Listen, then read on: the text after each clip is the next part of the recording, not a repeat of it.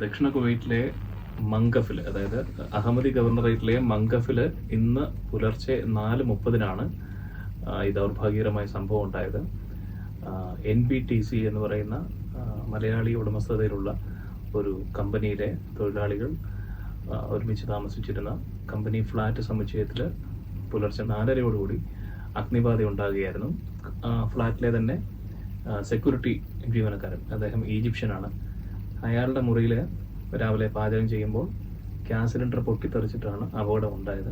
അപകടത്തെ തുടർന്ന് ഫ്ലാറ്റിന്റെ ആദ്യത്തെ നിലയിൽ, അതായത് ഗ്രൗണ്ട് ഫ്ലോറിൽ ആദ്യം തീ പടർന്നു. ഇതിന്റെ പുകയും തീയും മുകളിലത്തെ നിലയിലേക്ക് അതിവേഗം പടർന്നു പിടിക്കുകയായിരുന്നു. ഈ സമയത്ത് തൊഴിലാളികൾ അവർ ഉറക്കത്തിലായിരുന്നു.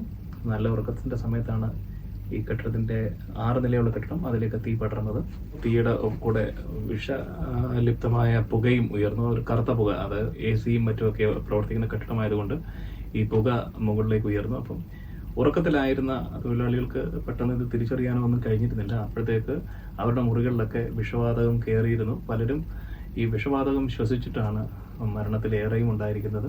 ചില ആളുകൾ, ഉറക്കത്തിൽ നിന്ന് ഉണർന്ന ആളുകൾ രക്ഷപ്പെടാൻ വേണ്ടിയിട്ട് കെട്ടിടത്തിന് പുറത്തേക്ക് ചാടി. അങ്ങനെ 4 പേര് മരിച്ചിട്ടുണ്ട്.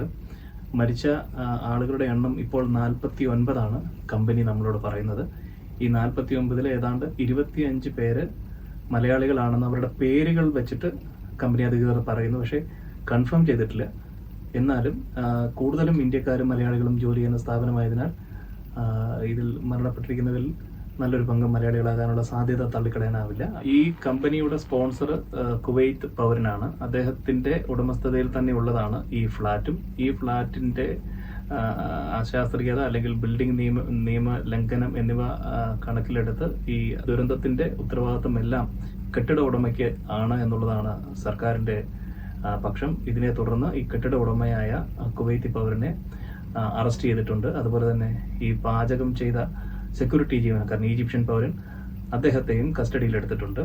മരിച്ചവരുടെ കുടുംബാംഗങ്ങൾക്കും പരിക്കേറ്റവർക്കും എല്ലാ സഹായവും ഉറപ്പാക്കുമെന്ന് NBTC-യുടെ ഉദ്യോഗസ്ഥർ അറിയിച്ചിട്ടുണ്ട്.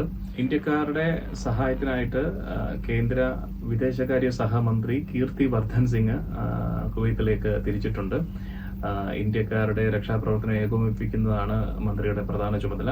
അതോടൊപ്പം തന്നെ ഇന്ത്യൻ എംബസി എല്ലാ സഹായവും വാഗ്ദാനം ചെയ്തിട്ടുണ്ട്. പരിക്കേറ്റവരുടെയും മരിച്ചവരുടെയും വിവരങ്ങളൊക്കെ അറിയാനായിട്ട് ഇന്ത്യൻ എംബസി ഹെൽപ്പ് ലൈൻ തുറന്നിട്ടുണ്ട്. ഇതോടൊപ്പം തന്നെ നോർക്കയിലും ഹെൽപ്പ് ലൈൻ തുറന്നിട്ടുണ്ട്. ഈ ഹെൽപ്പ് ലൈൻ നമ്പറുകളിൽ വിളിച്ചാൽ ഈ പരിക്കേറ്റവരുടെയും മരിച്ചവരുടെയും വിവരങ്ങൾ അറിയാമെന്നുള്ളതാണ് ഉദ്യോഗസ്ഥർ നമ്മളോട് പറഞ്ഞിരിക്കുന്ന വിവരം.